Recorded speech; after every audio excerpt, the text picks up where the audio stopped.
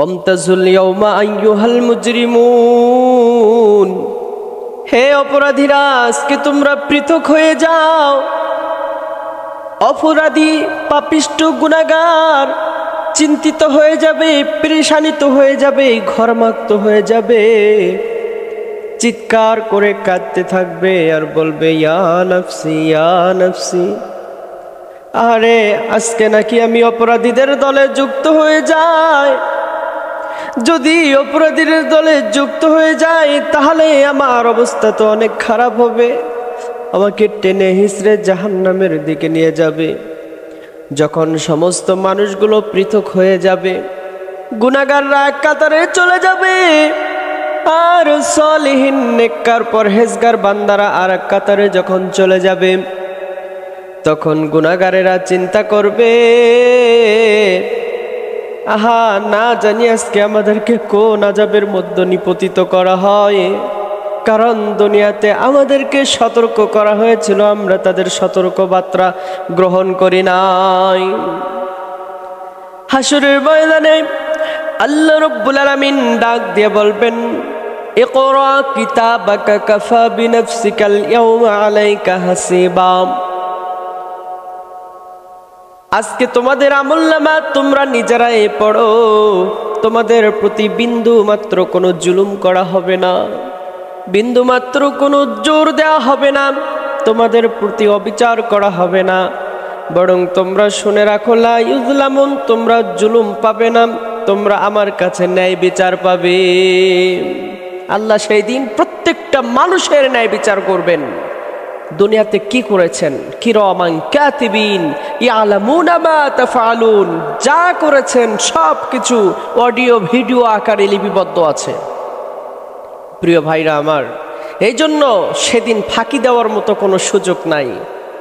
সবাই মুক্তিপণ দিতে চাইবে, হে আল্লাহ আমাদের সন্তানের মাধ্যমে, সম্পদের মাধ্যমে, তাম পৃথিবীর মানুষের বিনিময়ে হলেও আজকে নাজাত দান করো। কিন্তু আল্লাহ তাআলা বলবেন না, এটা কখনোই সম্ভব নয়।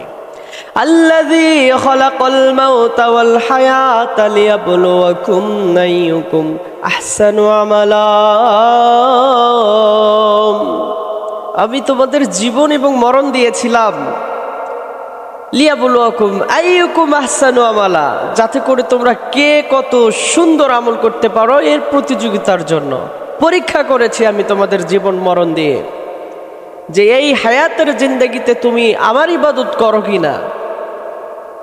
তো তুমি শয়তানের মোহে পড়ে তার চক্রান্তে নিজেকে সাই দিয়ে, শয়তানের অসসাই পড়ে নিজেকে আজকে জাহান্নামের একজন বাসিন্দা হিসেবে তৈরি করে তুলেছ। তোমাকে আজকে তোমাকে কে বাঁচাবে? ডাকো তোমার সেই নেতাদেরকে, ডাকো তোমার সেই দলীয় নেতাদেরকে, ডাকো সেই শয়তানকে যে তোমাকে বিপদগামী করেছিল।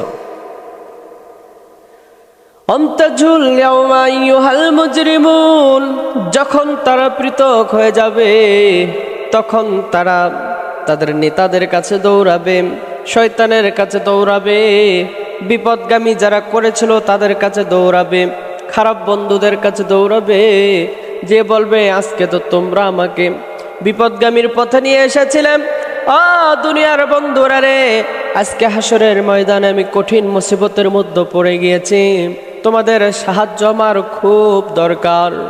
তখন তারা বলবেন আমরা তো তোমাদেরকে গুনার কাজে ডাকি নাই।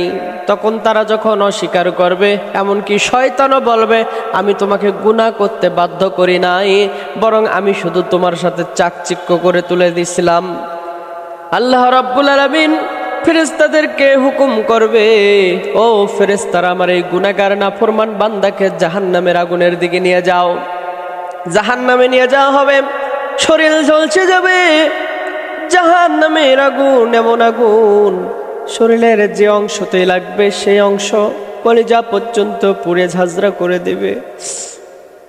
জাহান্নামীরা চিৎকার করবে, জাহান্নামের প্রহরী দারোগাদেরকে ডাক দিয়ে বলবে, জাহান্নামের দারোগারা আমাদেরকে একটু শাস্তি লাঘব করা যায় না? জাহান্নামের ছোটখাটো আযাবের ফেরেশতারা বলবে, যিনি প্রধান ফেরেশতা মালিক তাকে বলো। জাহান্নামের দারোগা মালিক ফেরেশতা তাকে বলবে, জাহান্নামীরা আরজি পেশ করবে, ও মালিক দারোগা, জাহান্নামের প্রহরী, আমাদের আযাবটা কি একটু কম করা যায় না? কোনো কথা বলবে না। আমার নবীজি বলেন প্রায় 1000 বছর অতিবাহিত হয়ে যাবে। তারপরে মালিক ফেরেশতা বলবেন তোমরা কি বলেছিলে? তখন আবার জাহান্নামীরা বলবে মালিক ফেরেশতা, আমরা বলেছিলাম আমাদের শাস্তি কি একটু কমানো যায় না? মালিক ফেরেশতা বলেন এই দায়িত্ব আমার না, তোমরা চাইলে তোমাদের রব্বে কারিমের কাছে ফরিয়াদ করতে পারো। তখন সমস্ত জাহান্নামীরা আল্লাহর কাছে যখন দরখাস্ত করবে, বন্ধুরা আমার, আল্লাহ রাব্বুল আলামিন ডাক দিয়ে বলবেন লা ইয়ামুতু ফিহা ওয়ালা ইয়াহইয়া, আজকে এখানে আযাব ভোগ করতে থাকো। তোমরা দুনিয়াতে আমার অবাধ্য হয়েছিলে, এখানে তোমরা মরবেও না, বাঁচবেও না। আজকে তোমাদের জন্য এই আযাবটাই নির্ধারণ করে দিয়ে দিলাম। এই জন্য দুনিয়াতে থাকা অবস্থায় আমাদের চিন্তা করতে হবে আমরা কাদের দলে যাব, ডানপন্থী না বামপন্থী। আমাদের অবশ্যই চিন্তা করতে হবে যে আমরা আখিরাতে নাজাত পাবো নাকি জাহান্নামে যাব। এই দুনিয়াতে থাকা অবস্থায় আমাদের এই চিন্তা করতে হবে। বুদ্ধিমান তো তারাই যারা দুনিয়াতে থাকা অবস্থায় চিন্তা করে, মৃত্যুর আগে আখেরকে গোছায়, মৃত্যুর আগে পরকালের সম্বল অর্জন করে, মৃত্যুর আগে নেক আমল করে, পরকালের জন্য কি পাঠিয়েছে এই চিন্তা ভাবনা করে। ইয়া আইয়ুহাল্লাযীনা আমানুত্তাকুল্লাহা ওয়াল তানজুর নাফসুম মা কদ্দামাত লিগাদ ওয়াত্তাকুল্লাহ। হে আমার পরহেজগার বান্দারা, ইমানদার বান্দারা, তোমরা পরকালের জন্য কি প্রেরণ করেছো তা তোমরা চিন্তা করো। আল্লাহ নিজে বলেছেন যারা বুদ্ধিমান পরহেজগার বান্দা তারা পরকালের জন্য চিন্তা করে যে আজকে কালকের জন্য কি পাঠিয়েছে। প্রিয় বন্ধুরা, এজন্য আমাদের সঠিক পথে ফিরে আসতে হবে।